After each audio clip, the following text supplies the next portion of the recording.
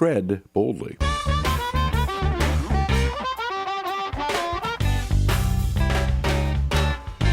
This is Tread Boldly, Leadership Lessons from the Saints, with Father Nathan Cromly. My name is Father Cromly. I'm the president of the St. John Institute, and this is Tread Boldly, Leadership Lessons from the Saints.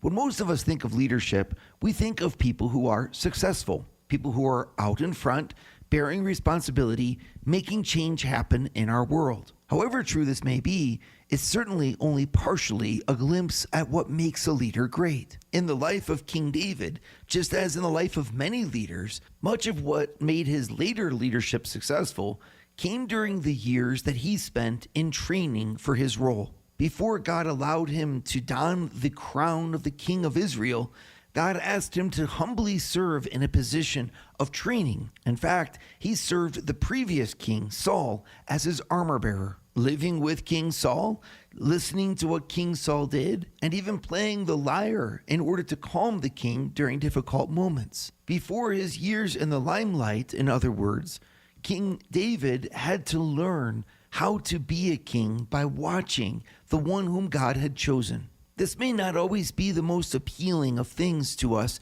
given our modern tendency to want everything delivered to us with ease immediately. And yet, wasn't it the same path that our Lord took when he asked his apostles to first live with him for 3 years before being sent off and given the authority to lead the church? Isn't it how St. Paul began his apostolic mission, learning with St. Barnabas how to bring the gospel effectively to people? And isn't it the way that Isaac learned how to govern his father Abraham's household in the very beginnings of the Old Testament?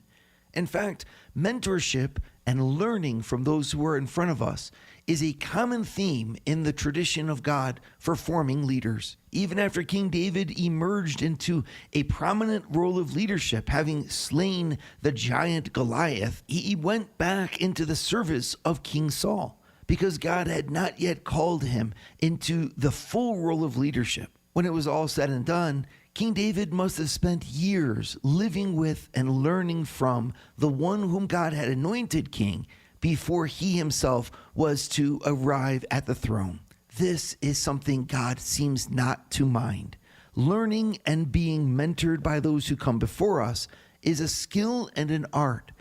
And perhaps it's fitting. After all, what better school could there be in leadership than learning how to follow? Watching closely as the one before us achieves great things or makes colossal mistakes. When someone is in a mentoring role, they get to learn to lead by following. Now, in the life of King David, this was not always a happy adventure. In fact, because of David's success given to him when he slayed Goliath, King Saul grew jealous of him and even tried to kill him twice. And yet, even at that time, and even during the years when Saul tried to hunt David down, King David refused to lay a finger on the head of Saul, refused to hurt the one whom God had given to him.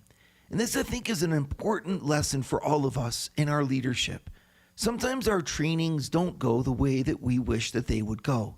Sometimes we would think that we would do so much better if only we had a different coach, a different manager, a different person to mentor us into leadership. And perhaps we're right. But at the same time, there's a lesson to be learned in accepting even the imperfect instruments that God can give us. Sometimes God writes straight with crooked lines. And we never know the real reason why God allows us to go through the difficult moments in our life in preparation for leadership. Sometimes, in fact, he's looking to prepare us at a much deeper level by putting things in place that we will need long-term much more than we will success or skills. Things like humility, things like endurance, things like perspective that keeps us moving through the hard times no matter what. These are things that he put in the heart of David when David persevered, accepting the way that God was leading him. David let even a King Saul, for all of his weakness, be the one to train him in the ways of righteousness. We never really know what God has in store for us, but we know that if we do our best and learn what we can from whomever we can, we'll be ready to tread boldly wherever God sends us to serve. Yeah, we love our lessons from Father Nathan Cromly, both on Tread Boldly, which we hear every Thursday morning, and of course, Dare Great Things, which you hear every week here on Annunciation Radio as well.